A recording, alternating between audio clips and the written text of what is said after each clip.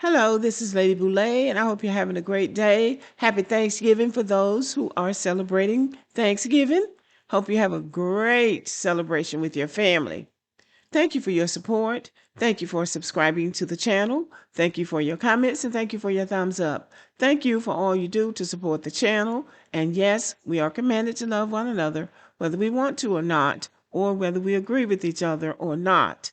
And y'all, as Black Americans, we need to really pay attention to what's going on with Ilhan Omar and the Somalis in the United States, because these people are playing this country like a fiddle. And it is just unconscionable, the things that they are being accused of doing. Let's start with Ilhan Omar. When Ilhan Omar first entered Congress in 2019, her net worth was reported as zero.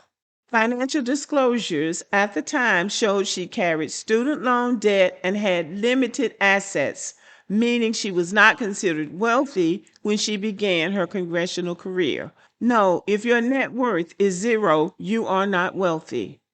Her financial situation changed dramatically after entering Congress, with book deals, speaking engagements, and her husband's business ventures contributing to a sharp increase in wealth. Well, her husband didn't have all those great business ventures until he got with her, because he didn't have anything either. She dumped her Somali husband and took up with this white slickster in Washington. And that's when they together got rich. It is widely reported that there's all kinds of money circulating around Washington, D.C. Her husband is from that area. I'm not sure if he's a lobbyist, but he knows about the contracts and all of the undercover money that you can get in Washington, D.C. Now, I'm not saying that's what they've done. I'm saying it's highly unusual to go from zero wealth in 6 years to being a multi-millionaire. And now from 2019 to 2025, she has gone from zero wealth to $30 million. Her financial disclosures now list her net worth at $30 million.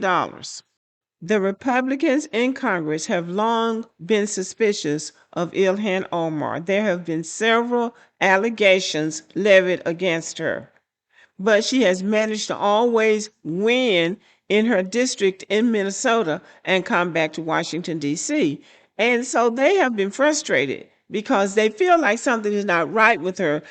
She's always involved in some kind of scheme or scam. She's always saying something out of pocket, that really she doesn't have respect for the American system. I'll put it that way. It just seems like she doesn't really respect the American system, that she can just do whatever she wants to do. She is pro-Palestinian, and there's nothing wrong with that, but she comes across as being more concerned about what's going on in Palestine or what's going on in Somalia than she is in what's going on in her district in Minnesota, and she has been accused of that.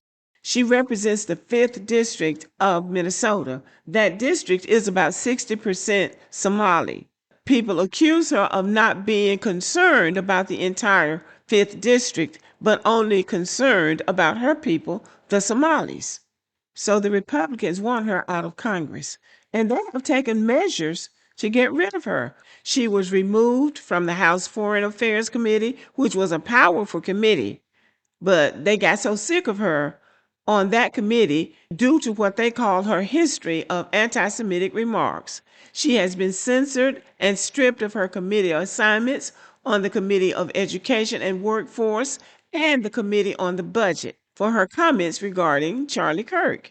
I don't even remember what she said about Charlie Kirk, but it was something inappropriate. They don't even take any clues from Black Americans. We know this country better than anybody, but they come here thinking that they're smarter than we are and they can get away with things that we can't get away with because they come from Somalia or they come from Nigeria or they come from wherever they came from. So they come here not understanding how this system works. So she goes on about her business with her can't touch me attitude.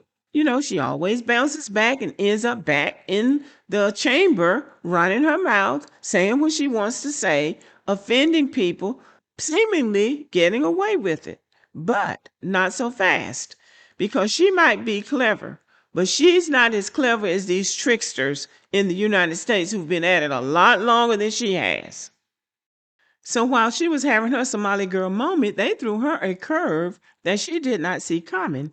And this was as strategic a wake-up call as I have ever seen. Now, what did they do? President Donald Trump announced the termination of temporary protected status for Somalis in Minnesota in November 2025, citing alleged gang activity, fraud, and money laundering as the reasons. He claimed Somali gangs were terrorizing communities and that fraudulent financial activity was widespread. So what they decided to do was to snatch an important part of her constituency out from under her by ending the temporary protected status of many of her constituents. And they say some of those people have been under temporary protected status for 30 years. Temporary means temporary, not forever. So this is how she responded. When the president tweets as if he has the authority to terminate temporary protected status for Somalis in Minnesota. Maybe because he's the head of the executive branch, which issued the temporary protection status in the first place. And if it's temporary, then by definition, he can revoke it at any time as the president. Now, this goes to show that she hasn't taken the time to learn how temporary protection status works. The authority to terminate temporary protected status in the United States rests with the Secretary of Homeland Security. The Secretary makes this decision after reviewing country conditions and consulting with other U.S. government agencies. Neither the President nor Congress directly terminates TPS designations. The law delegates this power specifically to the Department of Homeland Security. Now, the only person that can terminate temporary protected status is the Secretary of Homeland Security. But the Secretary of Homeland Security reports directly to the President because it is a cabinet level position. So Donald Trump knows what his authority is. So if he says he's going to terminate temporary protected status for Somalis in Minnesota, he knows he can do that because he is over the person that's over Homeland Security. So Ilhan Omar thinks she's smart, but she's not smart enough because she doesn't understand that Donald Trump, through the Secretary of Homeland Security, absolutely can terminate temporary protected status. And the thing about those Somalis in Minnesota, they boast about this. Somalia is not so dangerous that they're not going back over there visiting. They go back over there and vacation. They vacation in Somalia while they're eating free and living free in the United States because they are the single largest group of immigrants that get SNAP benefits and housing vouchers. The Somalis. So they are scamming the United States government and, nobody's doing anything about it. And it is said that under the Biden administration, well, they have tracked it down. $400 million were sent back to Somalia under the Biden administration using SNAP benefits and their version of the crazy check. I remember when I was in school, they used to call it the crazy check. People would be filling out forms saying that their children couldn't do certain things. They had certain kind of problems or emotional problems or, just problems with motor skills or anything to get a check. They call it the crazy check. Well, the Somalis have tamped it up now, and they're saying 1 in 4 of all of their children are autistic, and they're getting checks, and they're getting I mean, they're just doing all kinds of scamming, and they have uncovered all of this scamming that's going on up there with the Somalis. So that is why he is terminating their temporary protected status, because they don't even appreciate what the country is offering them. So Ilhan Omar got that wake up call. She didn't think that Donald Trump could do that. She thought he didn't have the authority to terminate the temporary protected status of those Somalis in Minnesota. So Donald Trump knows what he can do. Ilhan Omar doesn't. It would be helpful, especially these black immigrants from Africa. It would be helpful if they would try to learn something about the country, either before they get here or when they get here, because they're not nearly as smart as they think they are. So Ilhan Omar is having a significant portion of her base deported.